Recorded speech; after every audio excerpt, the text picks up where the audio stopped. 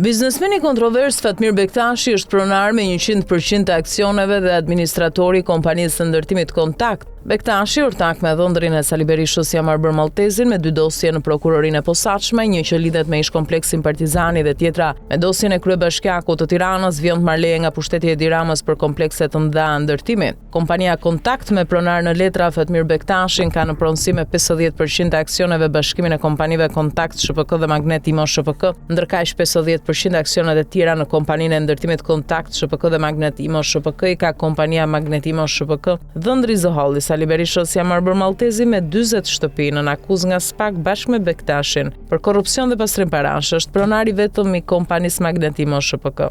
Format e operimit me aferën me ish klubin Partizani tregon se ja marrë bërë Maltezi është pronar faktik i kompanisë Kontakt SHPK, të cilën e ka përdorur si bankomati skemave korruptive dhe për pastrimin e parave, vepra për të cilat SPAK e ka çuar në gjyq. Se si Maltezi tërheq përfitimet nga kompanitë e Bektashit e ka treguar gjithashtu dosja e SPAK me kontratat paregjistruara për shërbime konsulence dhe kontribut patriotik. Kompania Kontakt, e cila kamuflon interesat e ja marrë bërë Maltezit, ka marrë leje për kulla nga Edi Rama në zonën pranë malit të Dajtit, në afërsitë bulevardit të ri, në Ali Dem, Fark, Paskuqan dhe madje po përpiqet marrë leje për kulla edhe në parkun kombëtar të Drilonit, një zonë e mbrojtur. Sa herë Sali Berisha humbiste zgjedhjet parlamentare dhe lokale, Rama shtonte lejet për kulla për dhëndrin e tij ja marrë bërë Maltezi, duke vënë në lëvizje KKRT-n dhe më vonë AZT-n. Fillimisht me firmën e Edi Ramës, të Lulzim Bashës dhe më pas të kryetarit të Bashkisë së Tiranës Erion Veliaj, dhëndri i Berishës ja marrë bërë Maltezit e Fatmir Bektashi. Morën leje për pallatet e ish kompleksi Partizani në Tiranë, duke ngritur 19 kulla mbi pronën e tjetërsuar publike dhe pastruar miliona euro.